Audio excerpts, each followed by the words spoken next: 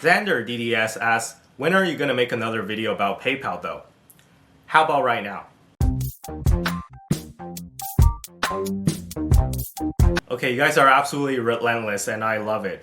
So I've gathered even more questions regarding PayPal that were left in the comment section on my previous videos. And you guys know the drill by now. Let's go through them. By the way, if you want your comments or questions featured, be sure to leave a comment down below on this video. I will read them as well.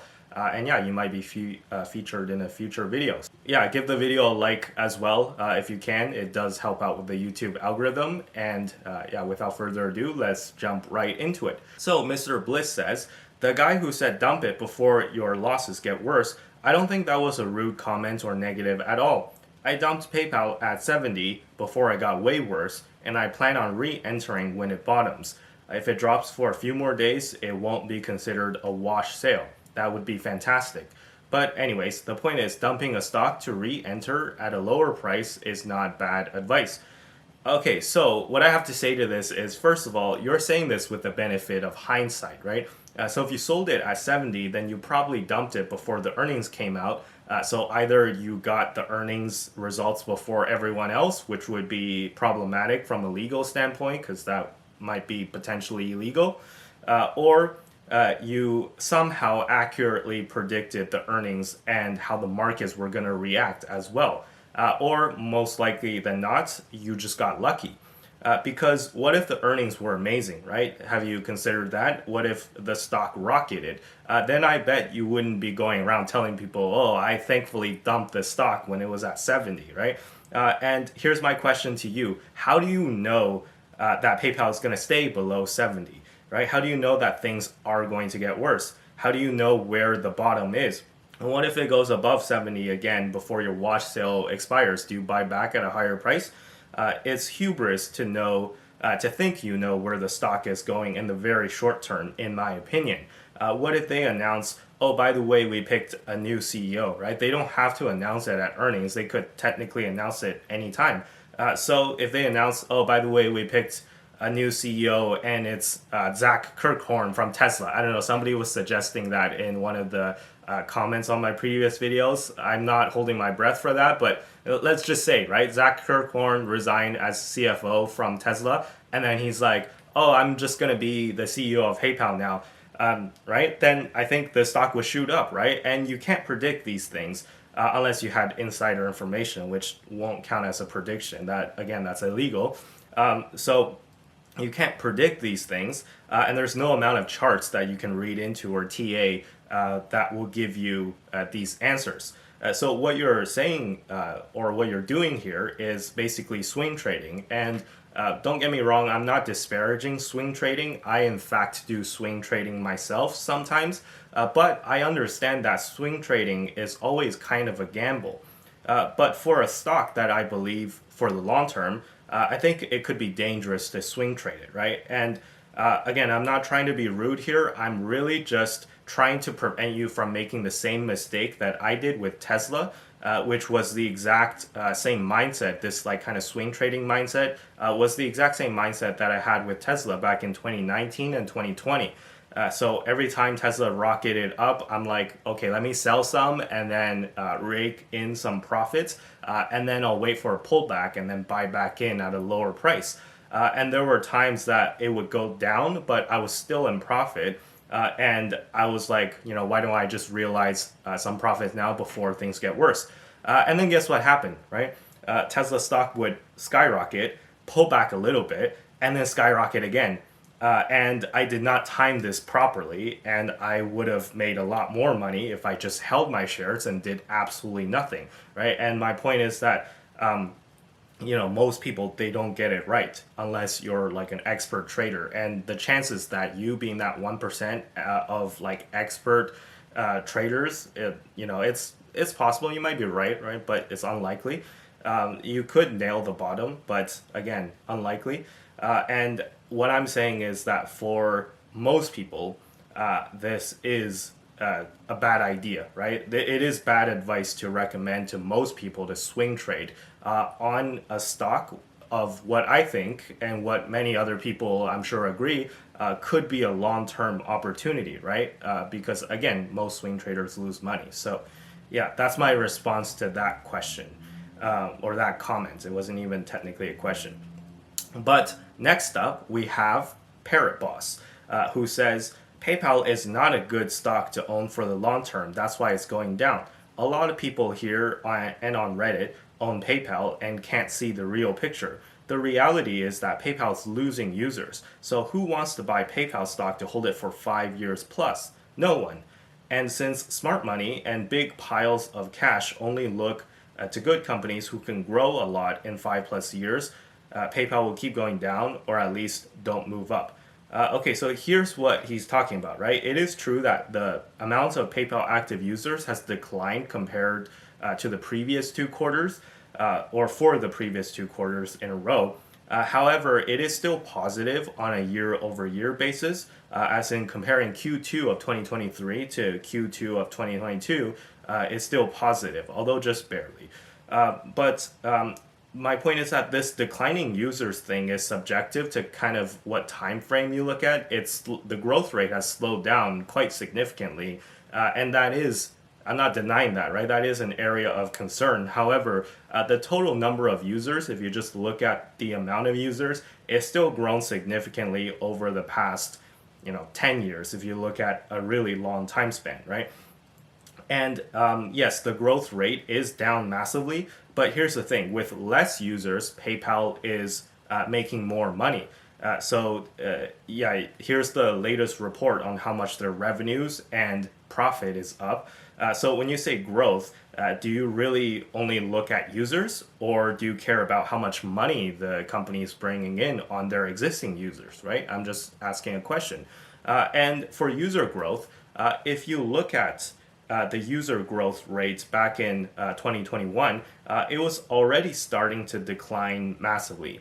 However, what was the stock doing in 2021, if you remember, right? It was at all-time highs. This was a time when PayPal stock was trading at around $300 per share this time 2 years ago, which was near its all-time high. And this claim that big money is only interested in stocks that can grow massively is simply demonstrably false. Tell me you know nothing about investing without telling me you know nothing about investing. Look at what Buffett is holding in his portfolio. Bank of America, American Express, Coca-Cola. Are these all massive growth companies? And I know you're like, okay, what about Apple? That's a massive growth company, right? Apple's revenues were down year over year, believe it or not, according to their latest earnings report. PayPal is actually growing revenues faster than Apple. So basically, on every fundamental you can think of, PayPal is doing better in August of 2023 at $60 or just over $60 per share than in August of 2021, which was just shy of $300 per share. But if you look at the sentiment in August of 2021, the sentiment back then was extremely positive. And I think it's pretty clear with hindsight that $300 was way overpriced for PayPal, right? The stock had no right to be priced at $300 per share. It was overvalued.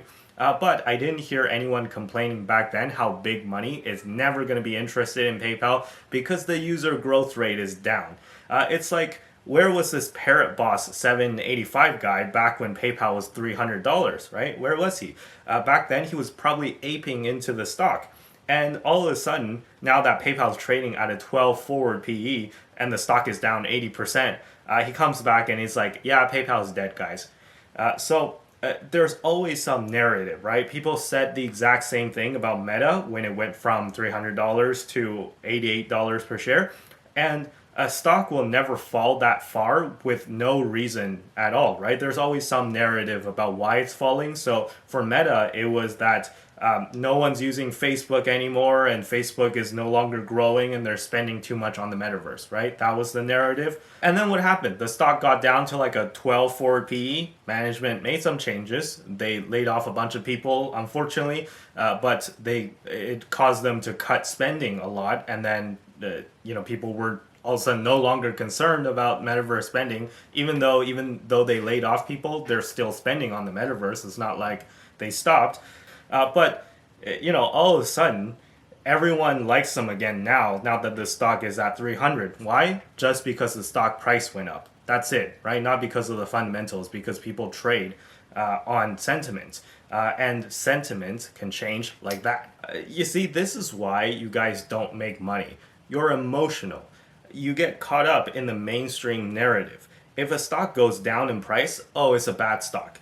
If you look at a company like Nvidia, you're like, oh, the stock is up 100% and they're also growing revenues massively. I'm going to buy in because everyone is so bullish. And that means that it's going up another 100% for sure, right? That's not how this works, guys. That's not how any of this works. You're going to get hurt investing like this. Believe me or don't believe me. Once again, there is a Buffett quote that I always like to bring up, which is, price is what you pay, but value is what you get. So anyways, that's that. Last comment, then we gotta wrap up. This was with regards to PayPal's stablecoin, PYUSD, which, if you don't know what I'm talking about, I did make a separate video talking about that, a dedicated video, which I'll link to it. I'll put a card up there if I remember. But yeah, Tony Storkey says, built on Ethereum means slow as molasses and expensive as hell. So what I have to say to this is that there's a very specific reason why PayPal chose Ethereum as their base layer for their stablecoin, which is that Ethereum is by far the biggest and most popular smart contract platform with the most amount of users. Yes, you can complain that Ethereum is slow and expensive, but that's where layer 2s come in, right? So there's Arbitrum, there's Optimism Network, there's Polygon, and Coinbase just launched their own layer 2 for Ethereum called Base. So you have options to use layer 2s, and you can expect long-term support for PYUSD on all these layer 2s. So that is the case with USDC, for an example, where they've ported it to a bunch of different layer 2s, including Arbitrum. You can use it on Optimism, you can use it on Polygon. I don't think it's on Base yet, or it might be, but Base is like very new. So if it's not there yet, it will be very soon. But yeah, anyways, long-term expect support for layer 2s for PYUSD. And I realize for those of you who aren't into crypto, all of what I said for the past 30 seconds to a minute just didn't make sense at all. But to my advice to you is that eventually you might come across a situation where it would be convenient to use the PayPal stablecoin rather than any other method of sending money. So it might be kind of helpful to familiarize yourself with this kind of stuff. But if you're not interested, it's whatever.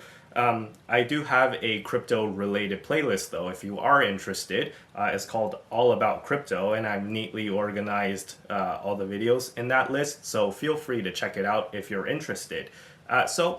Anyways, that's it for the video today. We didn't get through too many comments, but yeah, we can get through even more comments if you leave your comments down below, and again, you might be featured in one of the upcoming videos. And with that being said, I'll leave it here for today. Thanks for watching, and consider subscribing if you like the series. Be sure to hit the like button, and be sure to follow me on Twitter, or X, as it's now called. Links for those are down below in the description. So with that being said, I'll see you guys in the next video. Bye-bye.